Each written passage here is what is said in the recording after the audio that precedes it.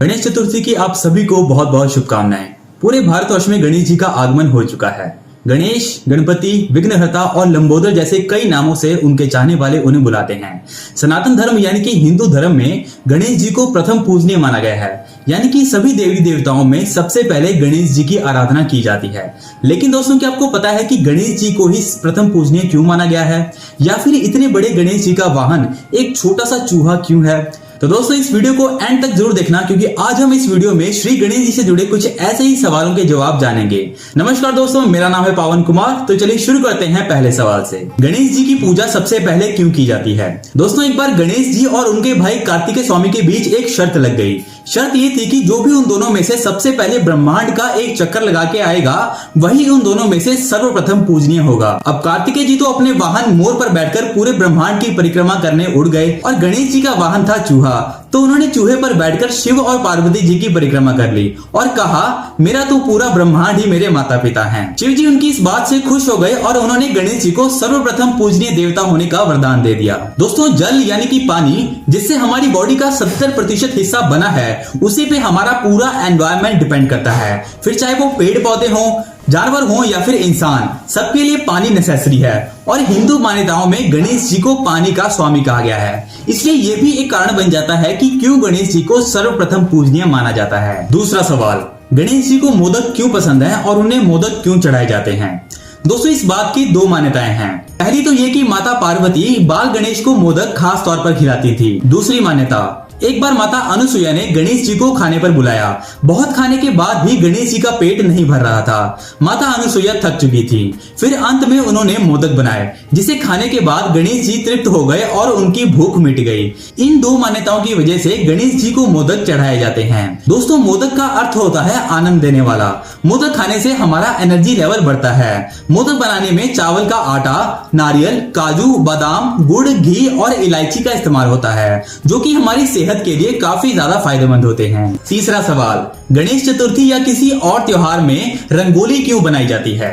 दोस्तों, सजावट के अलावा भी रंगोली बनाने के दो और फायदे होते हैं। एक इसे बनाने वाले के लिए और दूसरा इसे देखने वाले के लिए। दोस्तों, रंगोली बनाना एक बहुत ही अच्छी ब्रेन एक्सरसाइज होती है।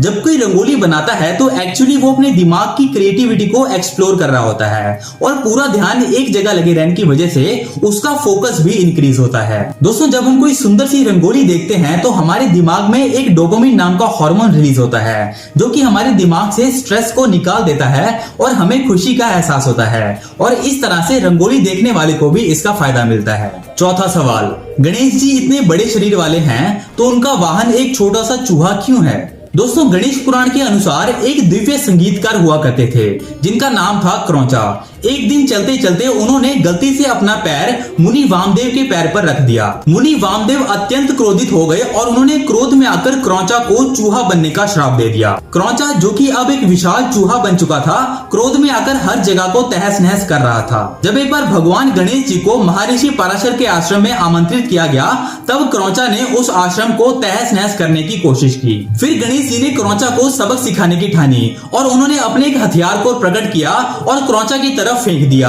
वो हथियार क्रौचा के गले में जाकर फंस गया और उसे गणेश जी के चरणों में ले आया। तब जाकर क्रौचा ने गणेश जी से क्षमा मांगी और गणेश जी ने उसे क्षमा करते हुए अपने वाहन के रूप में स्वीकार कर लिया। इस बात की एक दूसरी मान्यता भी है। दोस्तों, गणेश जी हैं बुद्धि के देवता और चूहा है कुतर्क, यानी कि बुरी और गलत बातों का प्रतीक, जिसका मतलब बनता है कि कुतर्क को बुद्धि से ही हराया जा सकता है। यानी जब कोई हमसे बुरी भाषा में बहस करे तो हमें उसे बुद्धि से हराना चाहिए।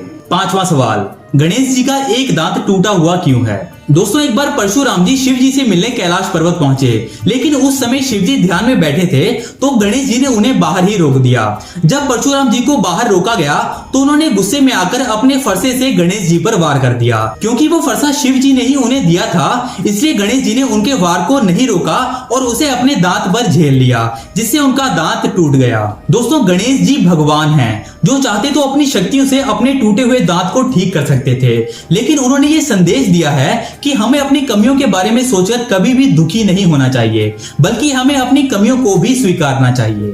तो दोस्तों ये थे श्री गणेश जी से जुड़े कुछ ऐसे सवालों के जवाब जिनके बारे में आपने शायद ही पहले सुना हो। तो दोस्तों अगर वीडियो अच्छी लगी हो तो आपको इसे लाइक करना है, शेयर करना है और इस चैनल को सब्सक्राइब करना है, क्योंकि ऐसे ही इंटरेस्टिंग और इन्फॉर्मेशन वीडियोस आपको हर रोज यहाँ पर मिलती रहेंगी। तो चलिए दोस्तों मिलते हैं कल एक और इंटरेस्टिंग इन्फॉर्मेशन वीडियो के साथ। तब तक के लिए अपना ख्याल रखिए। जय हिंद।